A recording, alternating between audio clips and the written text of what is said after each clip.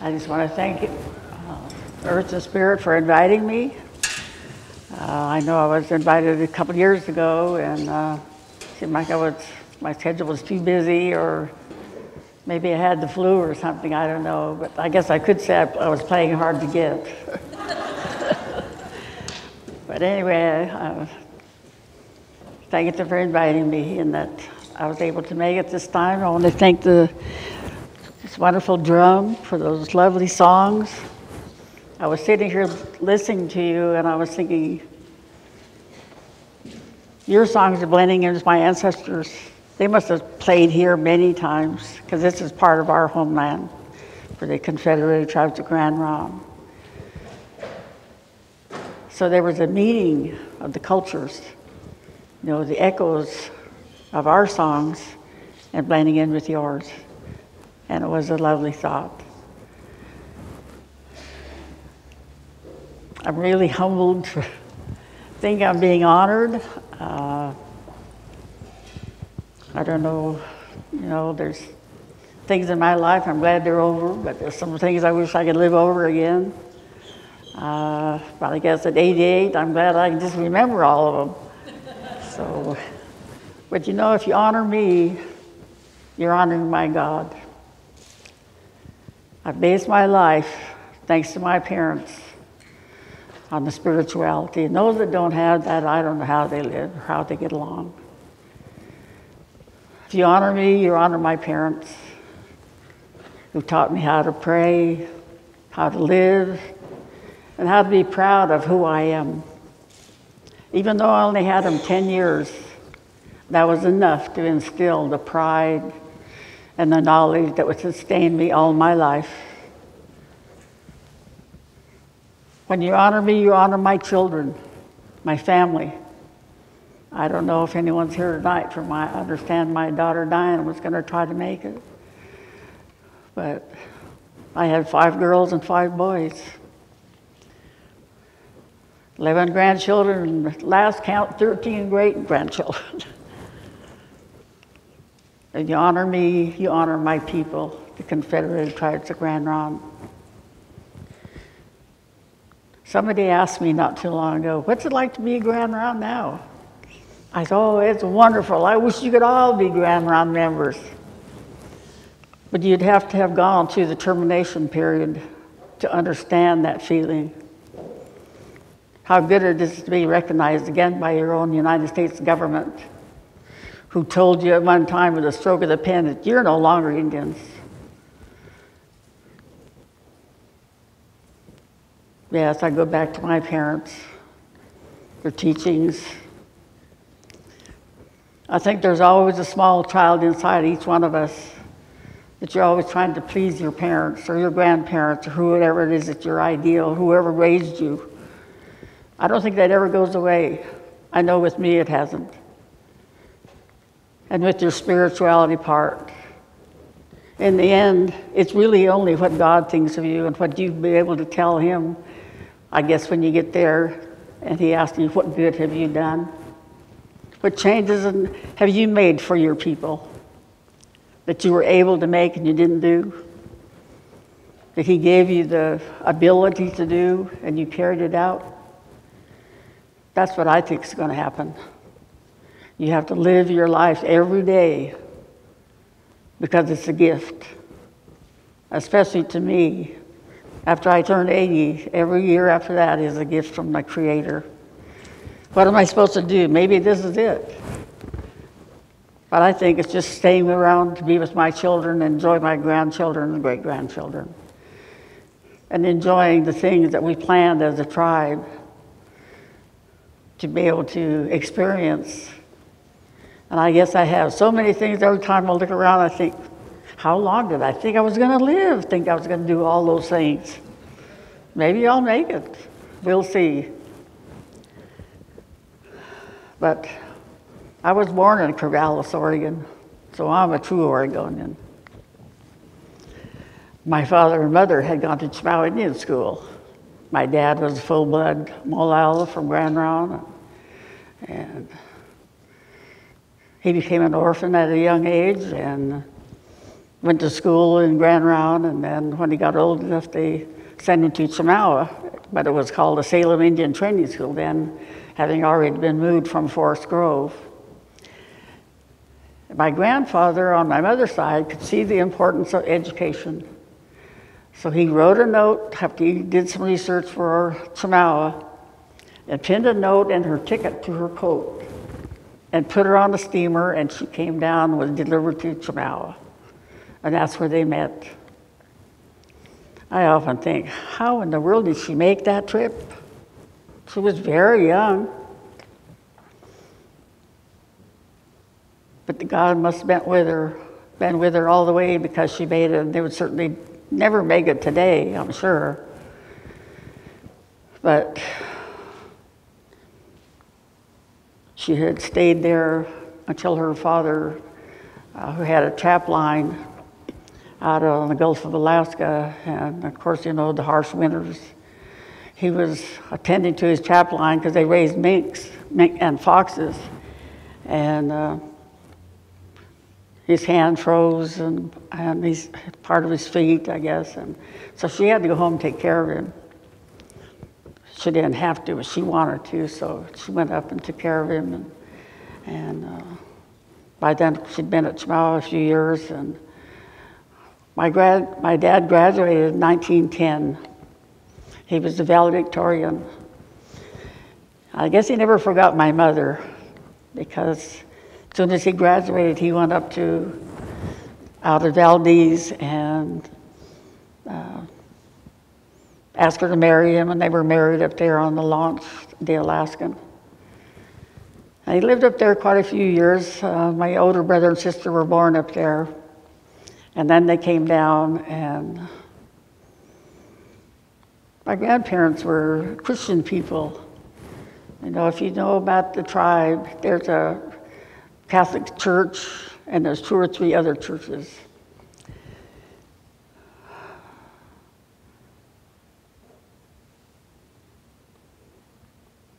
By that time, the Depression had come, and it was hard to find work, and so we moved to Corvallis, and my dad would work in the college there. It was called Oregon Agricultural School then. And he did paintings, did signs, and painted the sororities and fraternities and all that. Of course, we got to see all the activities around the college. And I remember going to school when I first started. We were the only Native Americans in school, and I was left-handed. And my dad finally had to go down and tell my teacher, if she wants to write left-handed, let her do it. Because, you know, in those days, I think they kind of thought something was wrong with you if you weren't, everybody had to be right-handed. Well, even back then, I had to be different. So they let me learn how to write left-handed, and I still do that to this day. And along with going to the school, and being the only Native American kids there, we were the only ones in church. We went to the local church, and my father and mother both sang in the choir. My dad taught a young people's class a Sunday afternoon. And being an artist, he had a big blackboard and colored chalk, and as he told the stories about Daniel and Lion's Den and Jonah and the whale and all that, he would sketch the story as he talked. That was a good way to teach the children, because when you see it and hear it, remember it. My mother also taught Sunday school, and we were around fruit country, so there was prunes and strawberries and all that, so we had to take our boilers and our wash tubs out and fill them in the summertime, and then come home and help do the canning. And in those days, you know, it was those half-gallon jars, because we were a big family. But it was Depression time, so everybody helped each other. Those that had orchards would bring things to the church, and you know, people could help themselves. And I remember one year, all of us, the girls, the Jones girls, all came out with red dresses, because somebody made us all dresses alike, and we just kept them for Sunday school. So it was a good life. And I remember at the Roosevelt grade school where I went, They were getting ready to put on a pageant called Goldilocks and the Three Bears. So I tried out because I could sing, and my folks helped me, and I sang for church, and our mom and dad each played something. My dad played the guitar, and mom played the ukulele, and so I tried out for the Goldilocks part, and I got it. And I thought, told my grandchildren, I said, you know, way back then I thought, God sakes, if I don't do anything else, maybe I'll be known for the only Native American Goldilocks I ever had. But it was great. We had, you know, we even had to go downtown and do it in the city hall for everybody, and I can remember, you know, everything was homemade. Our mom made the bread, and she made pudding and all kinds of things. And we used to wish for store-bought bread, because the few times we had it, it just tasted like angel food cake. And I remember going to the store, and she'd say, "You be sure and ask for it in the bulk, because that's cheaper." Because the store man would dip it into a big barrel or dip it into a bin or something, so it wasn't already prepackaged, I guess, in those days. So that's what we had. And I remember the teacher at school, she always had, you know, you could buy those little half pints of milk, and it all came into glass bottles, and about that much on top was cream. And then she always had a great big box of graham crackers. So halfway through the morning, the milkman would bring all those little bottles in, and she'd bring them in, and she always had one extra. And me and another little girl, we always squirmed around, smiled, did everything we could to get her attention. So, because she would choose one of us to have that extra bottle and those 2 graham crackers. But we made quite a few trips over to Grand Ronde and to Siletz and Logston. And we had an old Essex car. I can remember my dad had to get out and crank that thing, and I had to sit in the driver's seat, and I don't know what it did, but I was supposed to push the spark up whenever he cranked. Well, he was a deacon in the church, and sometimes that car wouldn't start, and I don't think he talked like a deacon a few times there, because but it would get started, and then we'd have to make sure we got it over the hill, and he'd have to get a spare tire ready to go, and make sure we had tire patching and an extra inner tube and all those things, because in those days that's what you needed. And then there was the gas.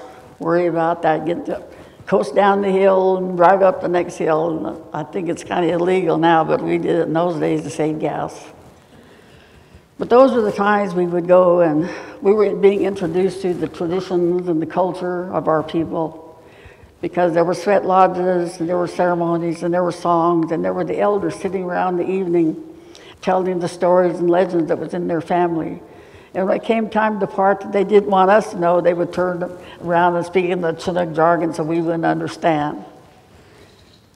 Tried to send us to bed, and we'd somehow get back there where we could listen to part of it. But some of that we understood why they didn't want us to hear, because there were so many, I don't say superstitions, but a lot of things that they saw and heard that they couldn't explain. And I guess they thought when our time came that we would see and hear what we were supposed to hear and see from the Creator. In those days they had, of course, Spirit Mountain, but we didn't always, you know, to get back to our tribe, we didn't always live where we are today. There was a time when our people of the Rogue River were down along that Rogue River, and I like to think everybody lived in harmony. Our people knew where the best gathering places for the switches, the best hunting areas, the best fishing holes for the men. And we moved with the seasons so we could be ready for the winter. I imagine the girls and some of the boys sitting on the banks of the river where the switches were, where the roots were gathered, and the elders teach them how to make the baskets and telling them in their place what they were supposed to do, what their duty and responsibility was as part of the tribe, things that they were supposed to know and hear as a young man or a young woman, that we all lived together and we all depended on each other to survive. And then the time came when gold was discovered and land became so precious to those miners and the people that were coming in from the east. And so we were gathered up on Table Mountain down in southern Oregon. The Rug River people were, and were told, you're going to be removed here. You're going to have to give this land up, and you're going to a different place. But it'll be all yours. But you can only take one bundle. One bundle. And you're leaving the only home you ever knew. What would you take? Surely you were walking, so you'd have to have moccasins. It was February and early March. You know it's going to be raining. So our people gathered together with the soldiers on horseback, rounded them up, and started them on their journey. They say those who were too old to walk or got sick along the way, they wouldn't allow them to stop and bury the dead or even care for the sick. And those that could no longer walk were stacked into wagons like there were sticks of wood. I remember reading in the agent's diary, little excerpt now and then where it said, oh, we only walked 15 miles today. We found a place to camp because it started raining too bad. And he said, but I could always hear those people wailing coming behind us, wailing because they didn't know where they were going. He said, they should know we'll take care of them. Or another time said, well, we stopped by a creek so they'd be able to drink some water because only one water basket was allowed to be brought along. And that was, we heard that through Clara Riggs, one of the elders that had helped make that walk when she was a girl. As they were marched and herded along, other tribes and bands were herded along with them to the Willamette Valley. Enemy tribes that spoke different languages. But the soldiers on horseback saw that they kept going. My people, the Malalas, came in last.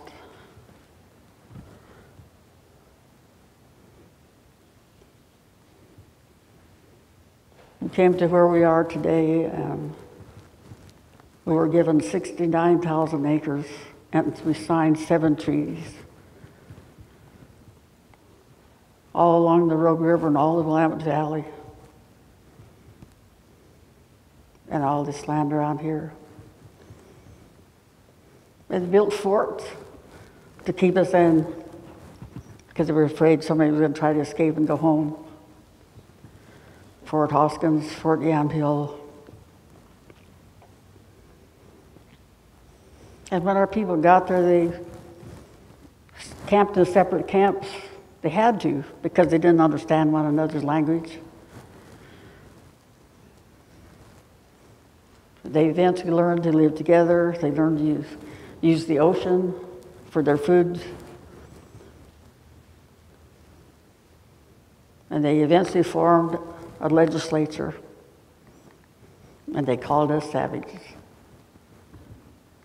So that legislature met once a month, and they would all come together and have a spokesman for each tribe to say, this is what we need. This is what we're doing. This is what our children are doing.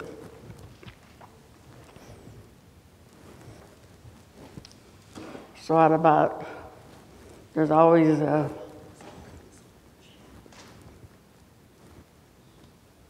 I guess a little disagreement or controversy about how many tribes and bands there were. I always say 27.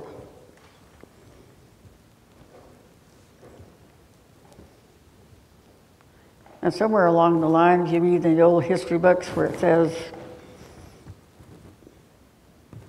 the Catholic people were coming in, and somebody wrote to some of the other people back east and said, we must hurry and get the Grand Round before the Christians do. So we have a Catholic church, and it's among our oldest church there. And Father Crockett came who was a Belgian priest, and he loved our people. There's lots of stories about the time he spent. He would climb Spirit Mountain every day and say his prayers. He'd give away everything he had. People would come and say, "Why, Father, you're sleeping on the floor. We just gave you a bed." "Oh, don't give him a bed. He just gives it to those savages out there." But that's the way he was. And he spent all his life there. And he brought a cousin over, Francis Mercier. And they worked back and forth between the Select Catholic Church and ours. But then the other churches came up too, but most of our people were Catholic. They would bring the children in during the day, and I suppose teach them the prayers, the catechism, and whatever it was they taught them. Then they would go home at night. So a group of them got together and said, "We have them here all day. We teach them our ways." Then they go home at night and they go back to their old ways. We got to keep them longer. So they kept them for a week. And pretty soon it was a boarding school. They can't be like, what they were. We got to help them. We got to educate them so they can find their place in this world. A lot of us already knew our place. We knew we're all connected. We knew how to help one another, that we were all dependent on one another. So there's plenty of stories about how the religions fought each other over us.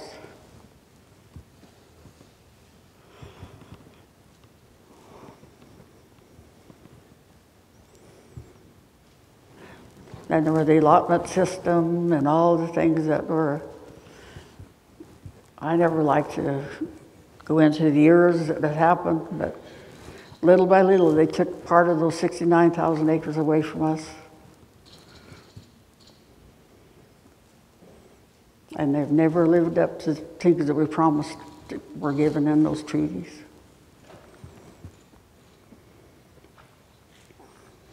But our people learned to get along and were given a chance to be farmers. You can't raise anything on that land today. But they were given chickens and plows. And so when the Indian agent came around, he would list that. This is what they have, and this is, how you're supposed to show progress, show success.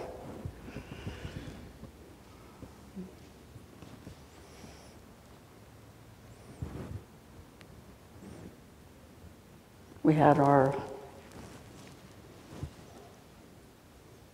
the celebrations, the elders were always there. They kept track of the births and the deaths. They kept the traditions and the stories alive for the coming generations. And then the former governor of Oregon, Governor McKay, became the Assistant Secretary of Interior. And he was the one that looked at our natural resources, all the tribes. And one of the congressmen from Nevada, Watkins, and said, let's terminate them all the tribes across the United States, so they could have those resources. They could be like us, but those tribes that were large enough and had the money, like the Colvilles, the Warm Springs, the Yakimas, they went back to Washington, D.C. and said, you're not terminating us. We're Indians. We know who we are. But those little tribes like us,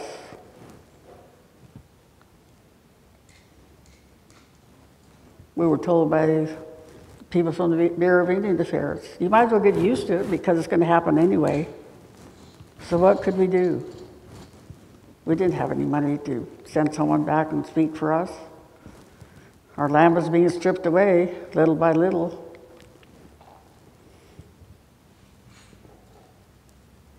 So we got word that we were no longer Indians, they told us. And by then, all we had left of our land, our 69,000 acres, was our cemetery and a little bit of land. That land was turned over to a private trustee. He sold it for $1.10 an acre, and we each got $35.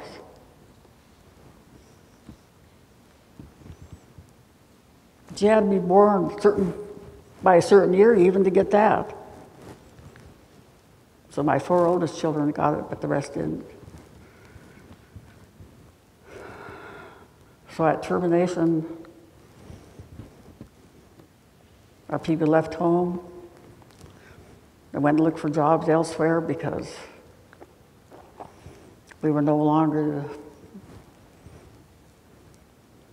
in charge of our lives, you might as well say. We were promised in those treaties education, health care.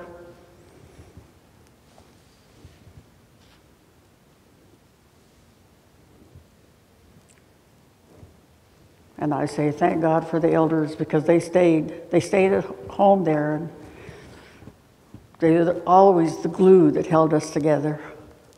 They went to church every day. You could set your clocks by them.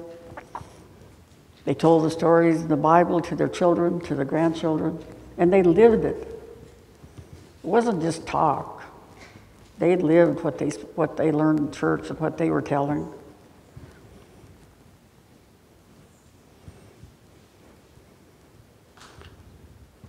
So the time went by, and I guess you've all heard of Ada Deer of the Menominees. She worked and got them restored. So some of our people start talking about the same thing. Well, maybe we can too. So Margaret Provost went to a meeting in Colorado and attended the National Congress of American Indians was getting started then, and that's a membership of all the tribes that are recognized in the United States. And she got a little more information about how to go about it. She came home and called a meeting in our library, and it's a library now, but it was a bank way back in early days, and called the people that were interested and told them what she'd found out with Marvin Kimsey and Merle Holmes, and said, you think we should try to reverse the termination? And they voted yes. So that's when the whole movement started to become a recognized tribe again. We don't know where our people had gone because they had been gone so long. By the time I got there, it had already gone quite a few years. And Siletz was in the process of struggling to be a recognized tribe again too. Well, I lived in Lincoln City and had gone through nursing and lived an alcoholic husband, and when I had 5 children left and I didn't have any teeth, I couldn't find a job because I went to the welfare office. I swallowed my pride and told them, I need help. He said, well, what do you want? I said, first of all, I need dentures because I can't even apply for a waitress job. Who can understand me when I'm talking? Look at there, you can't even understand me. She made 3 trips out there to ask me because I lived out of town. Are you sure that's what you want to do, is go to school? I said, yes. How many times do I have to tell you? I have 5 children to raise. Well, what do you want to take? I don't know. So I took a battery test, I guess, at the employment office, and had been in so many foster homes by then because I'd lost my parents when I was 10, and just read to escape the here and now. So they said because I read so much, I could be anything I wanted. Well, that was no help at all to me. So, but I finally got us through the caseworker's head that I needed help, and so the vocational people sent me to Eugene, and I went to Lane Community College, signed up for nursing, and got my dentures there. And I remember the night before I got them, I was standing in the corner of a big stage by a curtain, and there was an announcer went out and said, "And here's Kathryn Harrison, and she has dentures." And I went out there, and my teeth went ding, ding. And just exactly where I felt when I got them. And the dentist was telling me, he said, "You know, when you get your dentures, you're going to have to learn how to speak." I said, "You want to bet?" But that was one of the greatest events of my life, because I had gone without so long and wished I could have raw celery or raw carrots and things like that. And anyway, I went to school, I was the first Native American in the Lane Community College nursing program, and graduated as an LPN, and went to work over at Lincoln City. Well, the SLETS people were working on restoration, so their chairman and some of them kept coming over to talk to me about running an alcohol program. I said, "Alcohol program?" I just got rid of it, because I'd got a divorce by then from the kid's dad. I said, "I just got rid of one. Why would I want to take a job and be surrounded by some more?" And they finally, about the third trip, they said, "That's why we want you, because you've been through it. You have the experience, and you know what the feelings and all that are." So with that, I said, "Oh, okay." So. You need to put it in the back.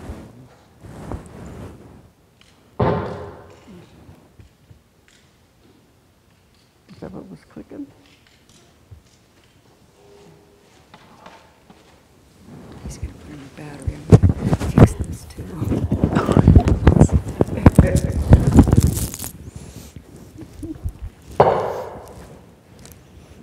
Am I set to go?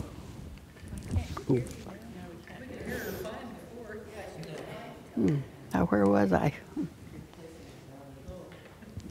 Oh.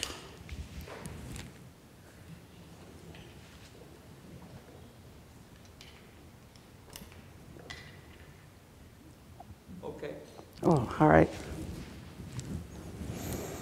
Anyway, big long story short, I accepted the job, and I worked at SLETS and ran the alcohol program. We had the AA meetings on Saturday night, and in the meantime, they were having their elections, and I had stopped in Grand Round a few times, and I knew they were working on restoration too, or thinking about it. So Art Benzel, one of the elders of SLETS, kept saying, he said, "You should run for council here." I said, "Well, I'm not a member of this tribe." I knew I was enrolled Grand Round. And he said, "No, but you have relatives here, and the Grand Round is not a recognized tribe, so you can transfer over here." So I agreed, I guess, but I remember coming to the crossroads and thinking, should I go to the Grand Round meeting or shall I go on to SLETS? Well, I promised him I'd go. So I went, and I was elected to the council. So I served with them and was able to testify in Washington, D.C. for their restoration. Little did I know that was the training, that was the experience that the Creator was giving me to go home finally and help my own people. Because I stayed with them and went to the restoration with them and left to, I worked in Lane County, and then I got a chance to work in Coos County again in the alcohol program. And had so much trouble with, I worked in a detox, worked in a sweat lodge, and also AA. So in the detox one night, the police came and they took 3 of them to get this drunk out of the car because they didn't want to come in. Here I am there all by myself, and I finally said, "If he don't want to come in, I don't want him." Nope, he has to come in there. So they get him in, and I'm supposed to take their temperature, take their blood pressure, and feed him. So I get part of it done, and there he is looking at me and saying, "You remind me of one of my old girlfriends." I thought, "Oh, I hope you liked her." Then he started walking right at me and said, "I bet I can knock you out with one punch." I'm not going to argue with you. I bet you can too. So there I am sitting later on. I got him settled down and ate. And I thought, what am I doing here? So I woke up the next morning and it seemed like the grass was greener and the sky was bluer. And I went to work and I told my boss, I just had the worst experience last night. I think I deserve a raise. She said, well, you know, we can't do that. We have to go through the board. I said, I don't care. I said, after all that, I said, I'm not going back till I get a raise. Finally, she says, well, I'll talk to the board. Okay. I said, good, thank you. Now I resign. Because I knew it was time to go home. I had always wanted to go back to Grand Ronde and live there myself because I never lived there. But I wanted to get to know my own people. I knew that was home. So I went and got my daughter. I had just the one youngest girl left. Went and got her out of school. Drove up to Grand Ronde, started looking for a house. Well, I found one eventually and got interested in the restoration and went and talked to all the elders because I wanted to know the history of my dad's people. So, and that was a good thing because there were many things that they told that really hadn't, you know, been told to other people, I guess. And so they were having their meetings. I had driven up a few times from Grand Ronde and made some things they always had a raffle to raise money or pass the hat for postage because they were trying to find out where our people were. So I looked around, finally I found a place and made 2 or 3 trips, and my sons helped me, and moved up there and was elected to the council. And at that time, you could work, because we didn't have a constitution, we could work for the tribe and be council too. Today, you can't. So it was great. It was just, I guess my salary was, I was the least paid there. I got the basic wage, $3.65, I think, and I became the community organizer. So it was my job to go out and testify, tell all the people what had happened to us.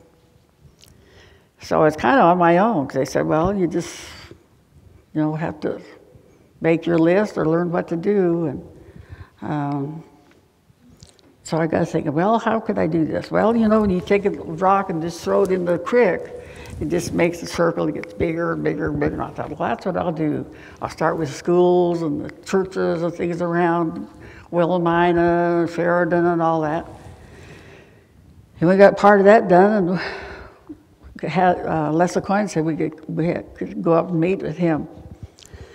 So we thought everything was set. And he said, well, look at our report and all that. And finally he says, well, have you talked to the city of McMinnville and, you know, the surrounding Yamhill Historical Society and the colleges? No. He said, well, you go back and do that. And he said, then just keep me informed and let me know how you're doing, so I'll let you know when you're there yet. So we went back and went to work again, and looked at all the different, had to look in the phone book and see which ones to contact, and got to the Chamber of Commerce's, colleges, went to the churches, and was telling our story. And by the time I got there was a slide presentation made of all the tribes that were terminated in Oregon. So I asked permission from the board to separate just the Grand Ronde part. So I would take and show that. We had to buy a slide projector and would show that, and then any of the council that could make it would go along with me, or sometimes I'd be alone and just bring them up to date with what we're trying to do, and ask for a letter of support or a resolution to reverse the injustice of the termination of our tribe. So 11 years later,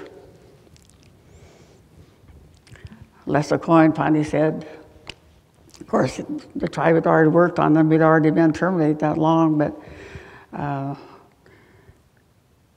we sent in 100 and some letters of support. And he called, and by that time, from a trailer, we're in a little one-room office that was tool shed for our cemetery. It was an all Indian cemetery. So we got busy, and we had outside spigot for our water, and I think we had 7 deaths. We had from these grounds. Some were given to us. We bought some, and worked very well together. We didn't worry about confidentiality like we do today. But we gave out cheese for the county, and so anyway, somebody washed the windows, and somebody baked cookies, and somebody brought a punch bowl, and we got all ready for. We had outside his and hers. We had to make sure we had real toilet paper in those, because we always had a book or catalog or something. So here come Lester Cohen and his 2 children, and he walked around through there and met everybody. And he finally turned to me and said, "When I introduce the bill, I'd like to have you back there." I thought, he said, "For all your work." So I thought, I didn't say anything. I didn't, here we are with no money or anything, and just living on grants and things for our. But the rest of the people there said, "Oh yeah, well, she'll be there." So we started working on how we were going to go about getting the money to go, and I say, thank God for the ecumenical ministries. We told them our story, and they came and met with us at one of the council meetings in that little one-room office, and said they would fund us because they understood that the injustice of it. So then it was up to us to choose who was going to go back. Well, I wanted my oldest son to go because he was on the council then. And he wanted me to go. And finally, they said, "Well, why don't you both go?" And I had my one daughter still at home, and I couldn't leave her alone, so I ended up taking her with me, and because I said, you're going to see history made. So she was 16. So we all went back there. We picked out who was going to go. There was 2 others besides myself and my son, and while we were back there, we were back a week ahead of time, and Elizabeth First, who became a congresswoman later, she was our restoration coordinator, and she said, we should have somebody here that would speak for the young people at home. She said, "You think your daughter would do it?" I said, "Oh, yeah, I'm sure she would." I said, and I'm thinking, I can tell her what to say. Well, being a 16-year-old, she didn't listen to a word I said. But what she wrote later on, the congressman said that alone would have convinced them of the injustice of the thing, because what she wrote was, all my life, all I've known is termination. When I go to other powwows or other Indian events, she said, and the other kids asked me, "What tribe are you?" She said, I tell them, and they said, "We never heard of you. How big is your reservation? How big is your res?" "Oh, we don't have any." She said, and they laughed. She said, how proud I would be how proud I am to be here to talk to you, my own United States government, and how proud I would be if you would pass our bill and let us be a recognized tribe again, so I can go back and tell those children. That was something we never, ever had any idea what our children were going through, that all they've known was termination, to say, look at you. Because what I said in my testimony was, you can look at me and see that I'm an Indian, Native American, whatever you're going to call it. If you can look at my soul, you'll see I'm a Native American. I'm grand round. That stroke of that pen didn't change me, because, and I'm talking for the rest of my people, we know who we are, and we need you to reverse that injustice so you can keep your promise to us that you promised in those treaties. We gave our land. We gave up everything, and we've been terminated all these years. You need to reverse that injustice. Well, Ronald Reagan was president, and I used to say, because I'm a Democrat, I used to say that's the only decent thing he did in his life, but he did good things. But he signed our bill for restoration. And in that bill, we were not given land. And in the meantime, they say they didn't coerce us into it, but Because another tribe had already given up their fishing rights, we had to give up ours. Because the day came and Les LeCoin came down and said, we're not forcing you, but you settle your fishing issue before we can go on. So we had to ask our people, what's more important to you, land or fish? And how we wish we could have taken it to court and stood our ground and asked to keep our fishing rights. But we chose the land and to fight for the restoration because we knew we had to give that up. But we did come to an agreement. We have our own area where we can fish and hunt. But we had to fight for that. And in our bill it said, come back in 2 years, because we said, what's a tribe without land? We need land. So between Les LeCoin and Mark Hatfield, they said, you come back in 2 years and tell us why you want land and what you're going to do with it. So we went back, we started studying, and then Les LeCoin decided to run again, and he said, I can't. He said, I got to put you on the back burner. I don't have time to, fuss with the tribe about a little dab of land. So we had to wait 5 years before he would take us. And that was a fight. The restoration itself wasn't as bad, but one of the nearest tribe had become a recognized tribe and had done some logging and shipped some of their timber overseas. And so the man that owned a computerized mill in Willamina, which is about 9 miles away from us, he was all ready to come in and help us set up our forestry program. And once that shipment was shipped out, he didn't want anything to do with us. He said, we're not giving you anything where you can ship all our jobs and things overseas. Take the jobs away from my men. So we met with their attorneys, and other logging companies came, and they just all reared up against us. We had to hold our ground and say, what's a tribe without land, language, and the people? We need to be whole again. And that was the only time we had to really argue with Mark Hatfield, because he said, well, I have my constituents, and this gentleman that had the computerized mill, he could just get a ticket and fly back there and walk into Hatfield's office, where we had to set up an appointment, send in our social security numbers, and be investigated. So we had to look with only public domain. So we had a lot of meetings with the BLM, and we had looked at the other tribe that had got land for, it looked like he just threw a bunch of tax out. And we didn't want our land to be like that. We wanted our land to all be in one piece. So one of our councilmen had the idea, he said, why can't we trade? Let's ask BLM if we can trade some of the public domain for some of their land, so it'll be better management for them and better for us. Well, that hit a brick wall too, because it wasn't their idea. So we kept telling it and holding our ground, and said, well, it's never been done before. Well, does that mean it can't be done? Well, no. So we kept meeting and meeting, and finally said, oh, we just thought of a good idea. And how would you like to have you all in one piece there, and we can just trade public domain for some of our land? Gosh, you got a good idea there, mister. So we said, okay, patted him on the back a little bit, went out and picked our land and traded. And we were entitled to, we figured, to 12,000 acres or 17.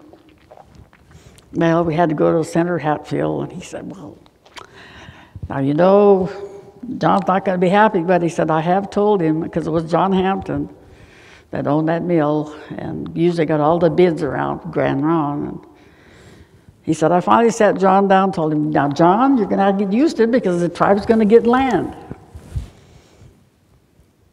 But he said, I can't give you what it is that you're asking for and what you're entitled to give, because I got to worry about my constituents. So we got 9,811 acres, all timber and all part of our original reservation. I said, when my grandson starts to walk, he's going to take his first steps on that reservation, and he did. But that was a great day when we had that. Les Coyne called it in that little one-room office and told us, and then Mark Hatfield stayed for, he held it at the desk. He told it so well that we didn't have to go through the Senate. And I kept saying, when that happens, I'm going to drive my car around and honk my horn, and I did. But that was a great day for all of us. And we had to put together then interim council. And write down our constitution, put everything together as a governing body. But they kept looking at me, and finally, I think it was Merlino finally came over. He said, Kathryn, he said, after all your hard work and all the things you did, he says, we're going to make you chair. I'm like, oh, really? And they did. They took the vote, and I was elected chair. I was the first woman ever elected a chairman. And my son, they put him back in as council. But there were the old home guards that thought, I guess, like you heard that slogan, women's place is in the home. And this one elderly lady came to me and she said, I just want to let you know, she said, I don't think a woman should be chairman. She said, it's never happened. And she said, if we put in one of my nephews, she said, I'd like to have you stand by him and support him and help him. So what could I say? They were such beloved elders. And I know a couple of times I was leaving early in the morning to meet Elizabeth to fly back to Washington, D.C., and I think, gosh, here I am going on the most important trip of my life. There's nobody here to see me off. Then I'd look around. A lot of our elders had wood stoves. And you know how you build your fire in the morning, that smoke goes straight up. All those fires were going. And they used to tell me, we prayed for you. Prayed for you all the way over and until you come back, that you would have a safe trip. That the Lord would help you is what you had to say. Because I knew I prayed too. And then I'd look around and think, what did my folks tell me? You're never alone. I'm not alone here. The Creator's going with me. And there was only once they asked me not to go on a trip, and I didn't go. They said, don't fly, don't go. Nothing happened that I know of, but they were such beloved elders. I just always felt like they welcomed me with open arms, and it didn't matter that I wasn't Catholic. But I spoke many times in that Catholic church because there were a few times that they wanted to close it. And the elders were getting older. There was some of the local elders that ran the polling place there in the old bank. And they couldn't get the young people interested to come and take their place. I think there's one lady left now out of the 5 that took care of it. And I can remember Mark Hatfield saying one time, the more we progress with technology, the less we seem to think of spirituality. And it's true. You look around the whole country, maybe around the world, the dollar has taken its place. You probably had lots of volunteers. We did too. Now you ask them, will you help us? Well, how much you pay me? We got to get back that connection, the part where you're all connected, we're all connected. And the world has grown so much smaller because of technology. But there's things that the dollar can't buy. And I think that's love for one another and caring. I was thinking later on, Bonnie asked me today, what's the most interesting book I've ever read? Why didn't I say the Bible? Because every time I read it, it tells me a different story.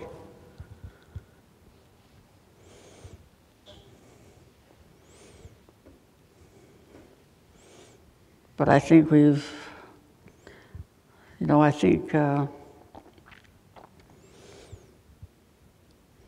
I think of when Jim Hill was our Secretary of Treasurer, Secretary. I was at a workshop and I was saying, we provided for our elders. We said we were going to, because they were always there. They were always at all the general meetings. They brought the food. They were all good cooks. And we knew they'd be there. And when there was nobody else there, they bought each other's bake sales or pie, when we had pie socials and even the raffle tickets. We bought each other's things.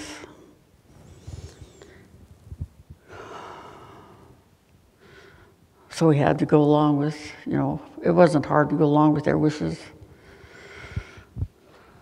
So after the Constitution was put together and some of the other things, we had a general election, I guess you would call it.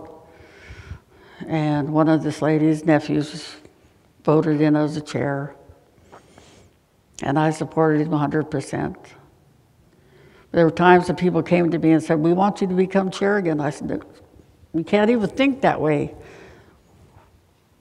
Because we were looking around for a place to help ourselves, because the timber prices only lasted 1 year with our timber.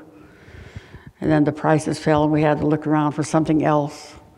And we were having bingo companies coming to us and, hey, you furnish the land and we'll bring everything else and we'll only take 51%. That finally the day came and I said, you're talking to a tribe that was terminated for 29 years. You think we're going to have a business going and give you any of that money? In your dreams. And we never thought once about a casino. I was against gambling, even though they said our people gambled with a stick game and different things. Just because I had been raised a Christian, I was against it. But another tribe came to us and said, we want you to come visit us. And some of our accounts had gone to visit other tribes that was equally the same as ours in enrollment and reservation. So we went to Mystic Lake in Minnesota, and they promised to help us. Said, you won't have to have outsiders come, you can do it yourself and we'll help you.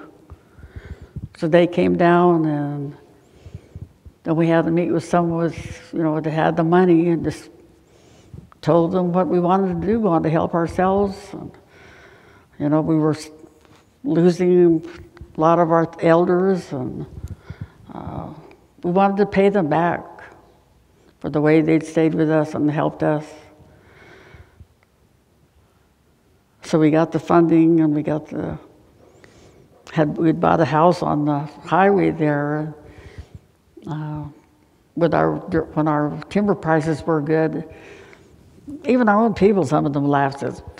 Look at those dumb Indians, pay that much for that land, for that house there? Guess what? That's where the casino sits. Paid for itself the first day. They won't laugh no more. But it was a great day when we finally opened up the training for the jobs, the things, and started the building. And we were telling our elders,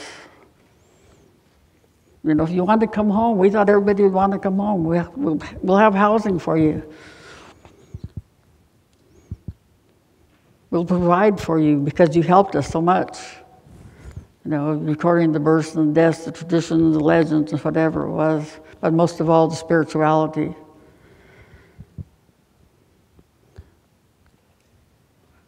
And our office is right by our cemetery, and I can remember a lot of days we were discouraged because we never heard from Elizabeth, and we knew things were bad. People were having a hard time, but we look at those tombstones and think, my goodness, they walked those 33 days in the rain and the cold. It wasn't their belief that they would be a terminated tribe. We owe them. We have to take it back. We have to find take our rightful place in the family of Indian nations, because that was their dream and their intent. So it would keep us going.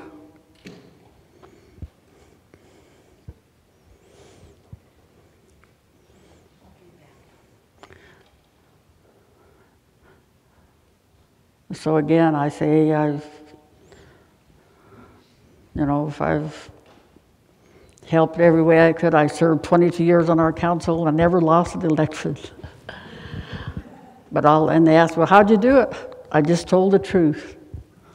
I didn't promise anything that you can't do. What's the use? You got to prove yourself once you say it. But the main thing was the message to the community, even to get a letter of support, was help us. Help us to help ourselves, and by helping us, we'll help this whole community.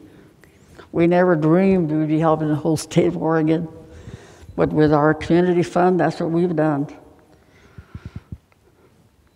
And when I served on there was a lot of times that requests would come in to the 6% community fund, and domestic violence was my weakness, I guess you'd say, because I've been through it. I said, that's not enough money. Let's double what they're asking for. And we would, because I could think of those women and children and what I'd gone through. Because I left because Dad and I had 5 children still at home. And I hid in my friend, my old classmate from Toronto, I hid in her house. I told, please don't tell him I'm here when he comes, because I know he's coming. And sure enough, he came. And she held her own. And we hid in that closet, all 6 of us. And I was ever grateful to her the rest of my life. She's gone now, but I just figured I had the last black eye I was going to take. And he came after me later on one time after I had started school. He said, aren't you going to ask me in? I said, no. He said, well, we're still married because we hadn't got a divorce yet. I said, in name only. If you don't leave right now, there's a telephone right there. It was a payphone. I didn't figure how long it would take me to put that dime in there and dial. But he turned around and left. And I thought I was going to faint. Because any other time I tried to stand up for him, I'd get knocked down and kicked and all that.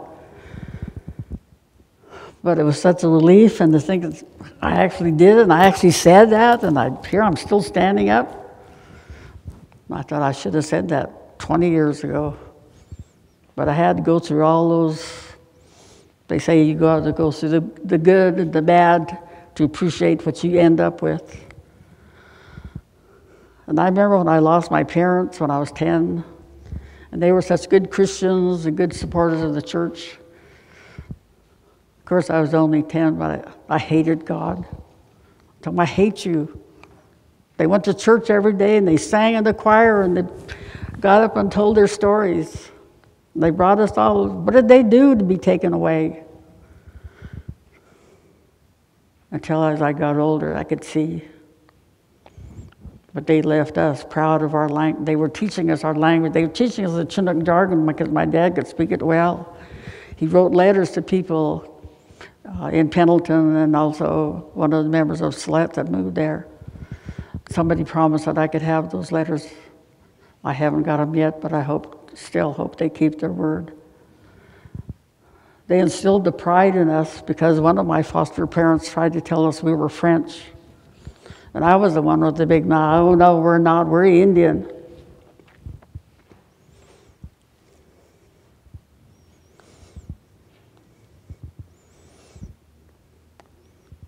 So I say, psychiatrists can say, the first year is the most important year of your life, a child.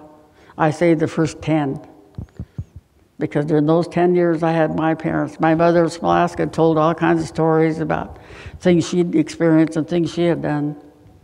And I can remember going up the first time I went up and I looked around at that gorgeous scenery and all those salmon and everything else. I thought, my goodness, my mother must have loved my dad to leave all this. Because when she came down to Oregon, it was during the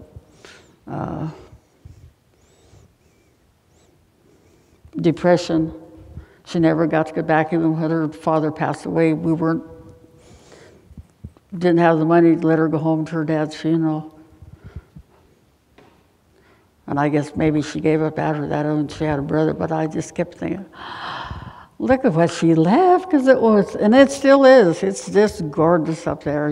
It's just breathtaking, but we know it's all changing because the glaciers are melting and the environment is changing and we did it to ourselves. They're building bridges. There's islands you can go to you never used to go. And I'm sure the natives up there are wondering where they're going to end up. More souvenir gift shops are turning up on the beaches where it used to be just plain, where all you could find maybe be a whale or a seal or something. I want to go back. It's on my bucket list. I'm going to go up there one of these days and take a look because I've never been to where my mother lived.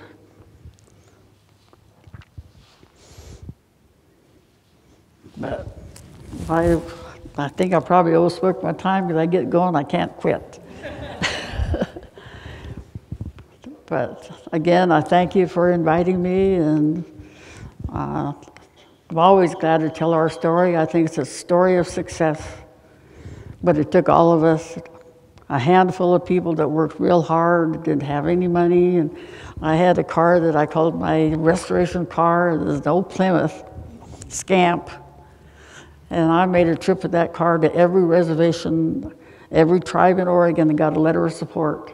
And some of those people didn't realize what termination meant because they had never been terminated. And my brother married into the Umatilla tribe, and when I went to speak to their council, my niece came in and she said, "That sounds like Auntie." She didn't know I must not have told her I was coming, and it was hard. You know, here I am having a hard time to speak with no dentures. I always have to laugh because as soon as I get home, I take my dentures out and my shoes off. So if anybody knocks at the door, I either grab for my shoes or my dentures, one or the other. But I was without dentures so long, I didn't realize, you got to have something rubbing against your gums. So I only have a little bit of gums down here. So if I eat something real hard, it gets so it hurts. But I suffer because I love to eat raw carrots and raw celery and everything that I couldn't eat for years. But it's just I'm